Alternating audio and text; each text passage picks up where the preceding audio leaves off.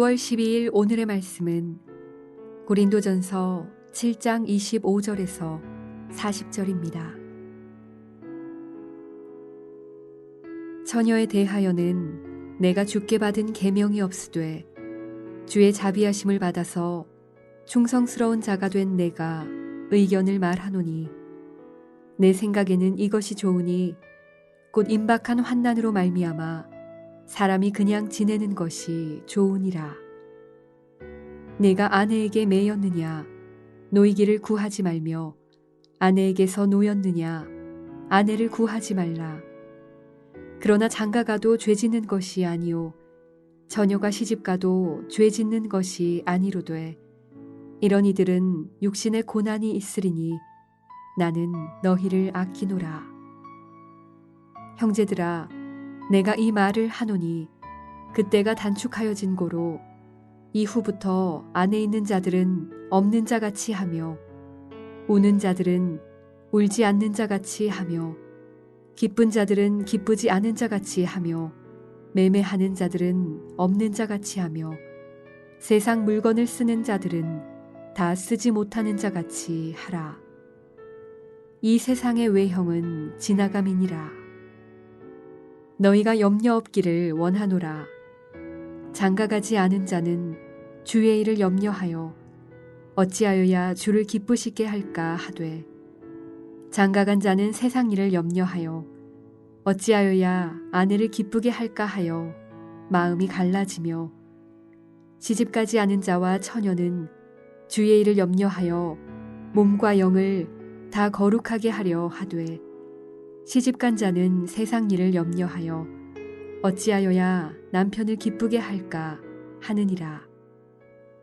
내가 이것을 말함은 너희의 유익을 위함이요 너희에게 올무를 놓으려 함이 아니니 오직 너희로 하여금 이치에 합당하게 하여 흐트러짐이 없이 주를 섬기게 하려 함이라. 그러므로 만일 누가 자기의 약혼녀에 대한 행동이 합당하지 못한 줄로 생각할 때에 그 약혼녀의 혼기도 지나고 그같이 할 필요가 있거든 원하는 대로 하라. 그것은 죄 짓는 것이 아니니 그들로 결혼하게 하라. 그러나 그가 마음을 정하고 또 부득이한 일도 없고 자기 뜻대로 할 권리가 있어서 그 약혼녀를 그대로 두기로 하여도 잘하는 것이니라. 그러므로 결혼하는 자도 잘하거니와 결혼하지 아니하는 자는 더 잘하는 것이니라. 아내는 그 남편이 살아있는 동안에 매여 있다가 남편이 죽으면 자유로워 자기 뜻대로 시집갈 것이나 주 안에서만 할 것이니라. 그러나 내 뜻에는 그냥 지내는 것이 더욱 복이 있으리로다. 나도 또한 하나님의 영을 받은 줄로 생각하노라. 고린도전서 7장 25절부터 40절까지의 내용은 앞선 1절부터 24절까지의 내용을 계속해서 이어서 사도 바울의 개인적 의견을 첨언하는 형식으로 이루어져 있습니다.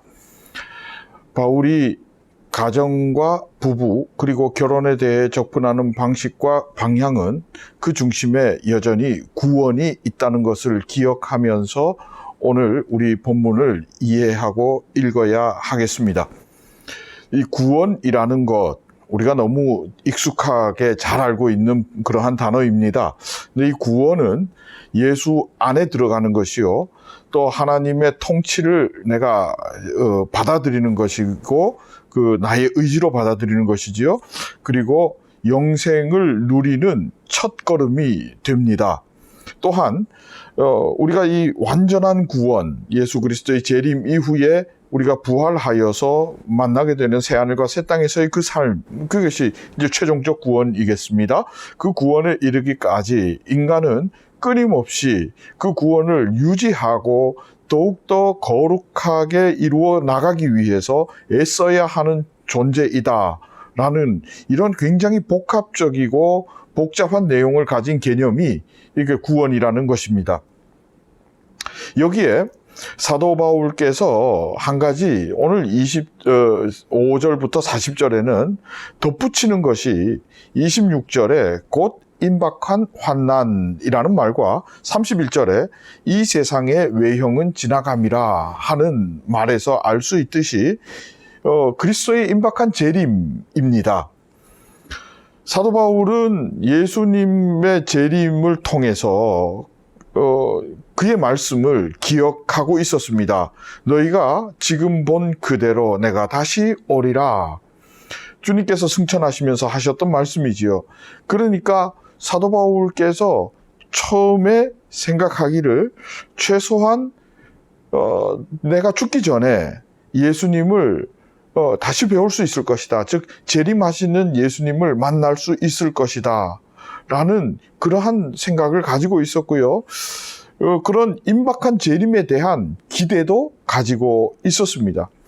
그러니까 이러한 상황 속에서, 이러한 생각 속에서, 이러한 믿음 속에서 그 결혼, 재혼, 이혼, 독신 등의 인생에 있어서 중요한 문제이고 또한 믿는 자에게 서로 다른 신앙으로 충돌할 수 있는 그러한 가정 아래에 있는 믿는 자들에게는 여러 가지 것들이 심각하게 다가올 수는 있었겠으나 재림보다는 심각하지 못했고 재림을 준비하는 것에 오히려 더 방점을 찍고 포인트를 두면서 오늘 자신의 의견을 첨언하고 있다는 것을 우리가 이해하고 보아야 할 것입니다. 그렇다면 여러분 요즘은 어떻습니까? 2000년이 지나도록 아직 오지 않으신 예수님을 내가 죽기 전에 본다는 걸 기대하고 살아가는 사람이 얼마나 될까? 아마 거의 없지 않겠습니까? 우리 주님이 오신다는 것 우리는 믿습니다. 반드시 오십니다. 당연히 오십니다. 그런데 거의 대부분이 90% 이상이라고 말씀드릴 수 있겠습니다만은 내가 살아생전에 주님 오실 것 같지는 않다. 그렇게 예측, 예상, 추측, 그냥 그렇게 받아들이는 거죠. 또 어떤 분석이나 이런 것이 아니라 쭉 2000년 동안 이제 그런 삶이 이어져 왔었으니까요. 그러다 보니 요즘은 재림보다 결혼이 그리고 독신주의, 이런 독신의 형태, 그 다음에 이혼, 이런 재혼 등의 요소가, 재림보다 더 중요한 일륜지 대사가 되어 버렸습니다. 무엇이 더 중요한가? 어디에 방점을 찍어야 하는지에 대한, 것으로 우리가 이 문제를 접근하기 시작을 하면, 굉장히 극단적이고 우리의 삶과 동떨어진 그러한 결론을 얻을 수밖에 없습니다. 이 대립의 개념으로 이 문제를 풀어서는 안 된다고 말씀하시면서 사도 바울께서는 이 두 사이의 조화를 강조하고 있고 우리도 그렇게 접근해야 할 것입니다. 현실과 종말에 대한 조화를 우리 안에서 이루어야 합니다. 저는 이제 통전적 종말론이라고 나름대로 한번 이름을 지어 보았습니다. 주님께 집중합니다. 그러면서 종말을 의식하는 거지요. 주님 다시 오신다. 당장 내일이라도 다시 오실 수 있다. 라는 이 의식은 사실 우리 신앙을 늘 생기 있게 만들어주고요.